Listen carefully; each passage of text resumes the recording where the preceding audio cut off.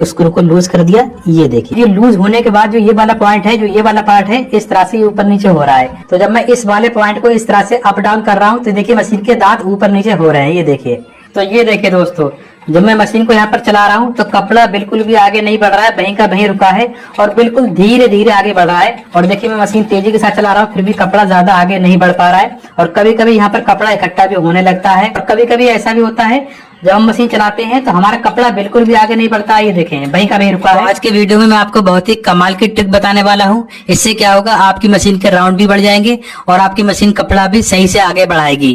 तो देखिए, अगर आपकी मशीन कपड़ा सही से आगे नहीं बढ़ा रही है और बिल्कुल धीरे धीरे कपड़ा आगे बढ़ रहा है या बिल्कुल भी आगे नहीं बढ़ रहा है, बिल्कुल वहीं का वहीं रुका है, तो आपने क्या करना होगा।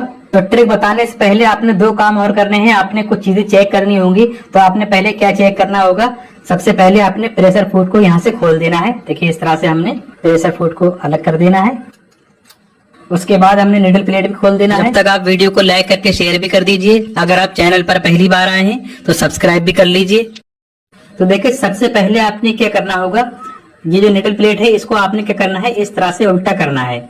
उल्टा करने के बाद अब आपने यहाँ पर रखना है इस तरह से। अब हमने क्या करना है, हथौड़ी लेना है और हमने यहाँ पर हथौड़ी मारना है। हमने यहाँ पर मारना है, जहां पर मेरी उंगली है यहाँ पर आपने हथौड़ी मारना है इस तरह से। उसके बाद आपने प्रेशर फुट को भी चेक कर लेना है। तो देखिए, आपने प्रेशर फुट में क्या चेक करना है।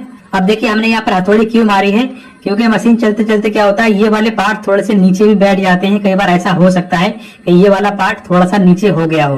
तो अगर इसमें ये प्रॉब्लम होगी तो हथौड़ी मारने से ये पहले जैसा प्लेन हो जाएगा और ये प्रॉब्लम खत्म हो जाएगी। उसके बाद आपने एक चीज और चेक करना है, उसके बाद मैं आपको ट्रिक बताता हूँ।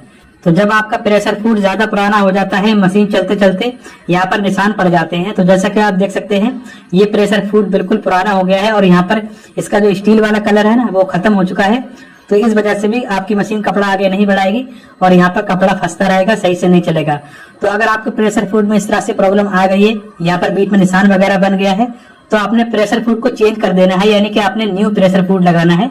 उसके बाद हमने निडल प्लेट को पहले जैसा लगा देना है। कपड़ा आगे ना बढ़ाने की सबसे बड़ी वजह ये होती है, ये जो मशीन के टीथ होते हैं, ये देखिए मैं मशीन का व्हील घुमा रहा हूँ और ये इस तरह से आगे पीछे हो रहा है।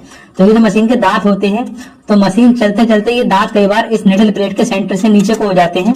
तो जैसे कि मैं यहाँ पर टच करूंगा तो ये दांत देखिए सुम्बी में टच नहीं हो रहे हैं, ये बिल्कुल नीचे बैठ गए हैं। तो जब मशीन के टीथ नीचे हो जाते हैं तो कपड़ा बिल्कुल भी आगे नहीं बढ़ता है। तो अगर आपकी मशीन के भी टीथ यानी दांत नीचे हो गए तो आपने इनको कैसे ऊपर उठाना, इसके लिए हमने इस वाले स्क्रू को थोड़ा लूज करना है। तो देखिए, हमने यहाँ से स्क्रू को लूज कर दिया। ये देखिए, अब ये लूज हो गया ना। अब ये लूज होने के बाद जो ये वाला पॉइंट है, जो ये वाला पार्ट है, इस तरह से ऊपर नीचे हो रहा है। अब यहाँ पर आप ध्यान से देखें तो देख सकते हैं यहाँ पर जो मशीन के दांत होते हैं, तो जब मैं इस वाले पॉइंट को इस तरह से अप डाउन कर रहा हूँ तो देखिए मशीन के दांत ऊपर नीचे हो रहे हैं। ये देखिए, देख सकते हैं। तो सबसे पहले हमने निडल प्लेट के पास यहाँ पर उंगली रखना है और हमने उंगली से पता लगाना है कि मशीन के दांत कितने ऊपर तक आए या नहीं। देखिए, अब यहाँ पर हमारे उंगली में मशीन के दांत टच हो रहे हैं। इस तरह से ऊपर नीचे कर रहे हैं ना, देखिए यहाँ पर ये टच होने लगे। तो जब इस तरह से करने के बाद आपकी उंगली में मशीन के दांत टच होने लगे तो आपने वहीं पर रोक देना है। उसके बाद आपने दोबारा से इस वाले स्क्रू को टाइट कर देना है। ठीक है,